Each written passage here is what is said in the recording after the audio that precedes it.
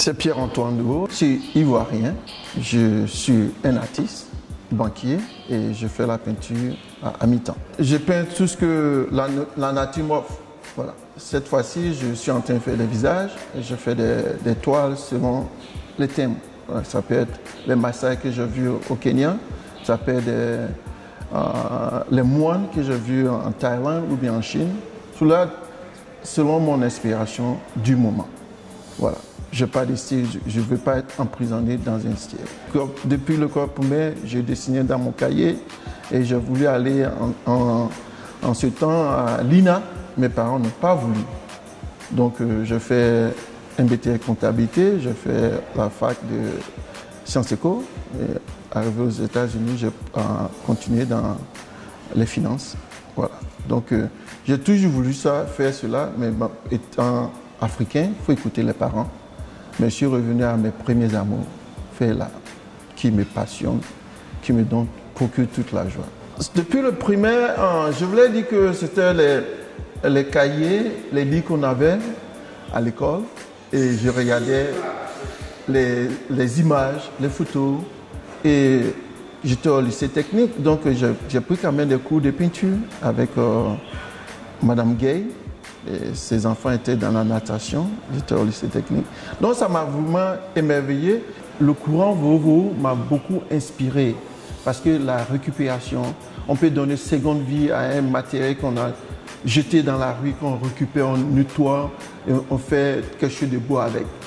La nature nous offre les beautés, la nature nous offre le matériel. Donc les sources d'inspiration sont là tous les jours. Je vois les couleurs, je les sens, que je mets sur toi. Hybride, c'est un mélange, si on veut le dire. Cette toile-là, je l'ai concoctée, j'étais en train de dire, bon, qu'est-ce que je veux apporter de nouveau? Parce que c'est toujours bon d'apporter quelque chose de...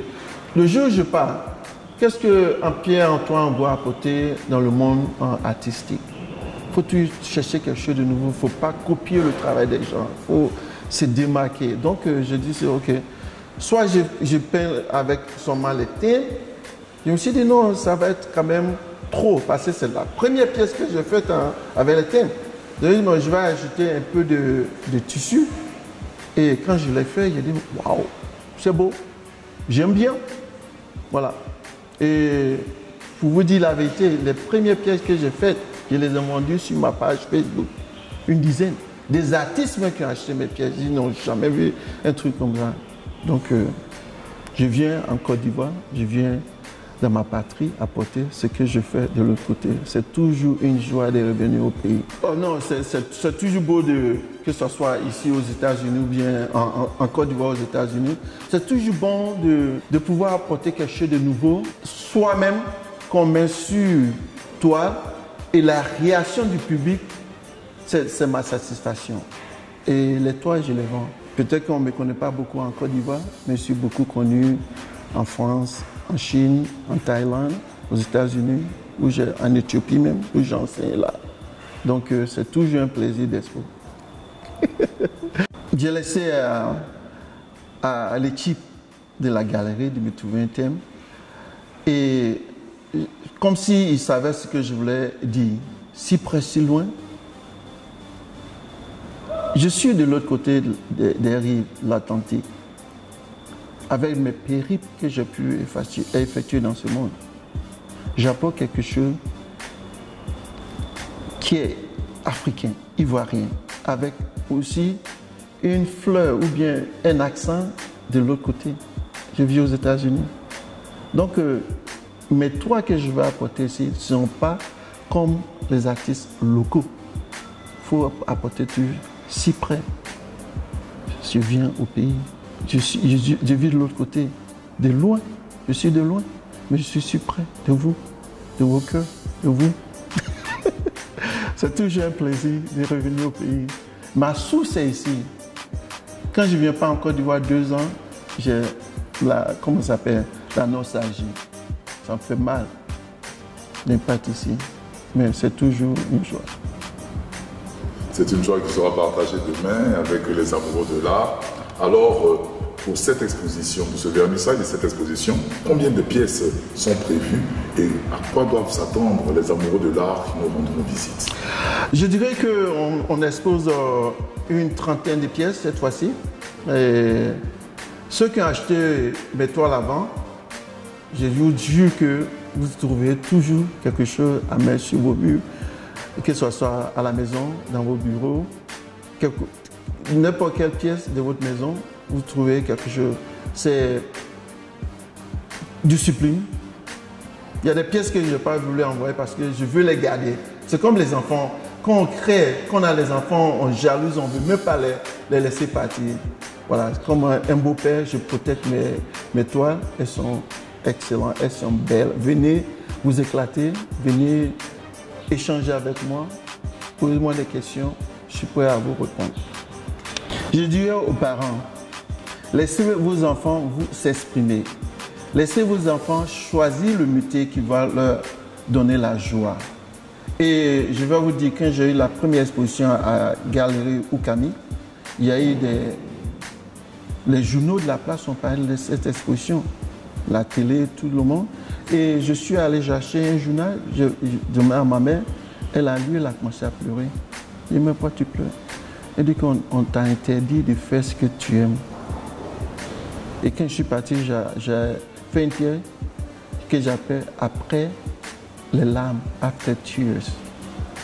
Et la pièce, quand je suis arrivé, les gens l'ont achetée, j'ai fait une deuxième copie, c'est parti, After Tears. Et quand j'ai enseigné en Éthiopie, on m'a demandé qu'est-ce que je peux apporter aux enfants. J'ai dit, mais tous ceux qui font les meubles, tous ceux qui peignent, tous ceux qui font les designs, ce sont les artistes. Est-ce que nous sommes bêtes? C'est le métier des gens qui ne réussissent pas. Pas du tout. Quand on fait l'école des arts, il y a des disciplines, il y a des matières qu'on apprend. Ce n'est pas la peinture seulement. Il y a beaucoup de choses qu'on apprend. Donc, laissez vos enfants vous s'exprimer. Laissez vos enfants choisir leur métier. Un artiste, c'est un penseur, c'est un visionnaire. Ce n'est pas un fautif, ce n'est pas celui qui n'a pas réussi à l'école qui va à l'école des beaux-arts. À niveau de ça, de voter. Et si mes parents, ma mère vit, si mon père était là, il dirait, mon fils, on t'a fait du tort. Ne faites pas de tort à vos enfants. J'ai vu des amis qui sont avocats, qui sont médecins, qui vont être cuisiniers parce qu'ils sont passionnés de la cuisine. Ils s'en foutent de ça. Ce n'est pas leur joie. Moi, ce n'est pas ma joie d'être banquier. Tout le monde le sait. Je veux faire là à 100%. C'est ma passion. Quand je quitte le travail, je n'en ai même pas ma veste, je commence à peindre. Parce que j'ai eu des idées de couleurs toute la journée, je veux mettre sur une toile. Voilà. Donc, parents, aidez vos enfants. Mais ce que je voulais vous dire aussi aux parents, laissez les enfants apprendre. Il ne faut pas qu'ils arrêtent parce qu'un artiste, il doit connaître le contrat. Un artiste doit être instruit parce qu'il ne veut pas être couillonné ou bien truandé par les gens quand il ne sait pas lire. Il faut qu'il comprenne les contrats. Il faut quand il signe un contrat, il doit donner 10% à la galerie, il doit faire ceci, cela. Il faut qu'il comprenne. Parce que dans ce monde-là, il y a beaucoup de gens qui viennent parce qu'un artiste est talentueux, il ne veut pas payer, il veut donner des miettes. Et moi, je choisis où j'expose. À ce moment-là, je choisis, je ne pose pas partout. Il y a des Américains qui viennent me voir, les Africains, on va faire l'exposition. Ils disent, je suis africain, mais je ne fais pas la peinture africaine. Voilà. Et des fois, moi, je leur fais des interviews. Qu'est-ce que vous connaissez de l'Afrique? Qu'est-ce que vous connaissez de l'art africain? Qu'est-ce que vous connaissez? Et si c'est pour me vendre, seulement vendre mes tableaux, non, ça ne m'intéresse pas. Il faut faire ma promotion. Voilà. Alors, un dernier mot pour ces personnes. Et je vous dis merci beaucoup pour ce temps que vous m'avez accordé.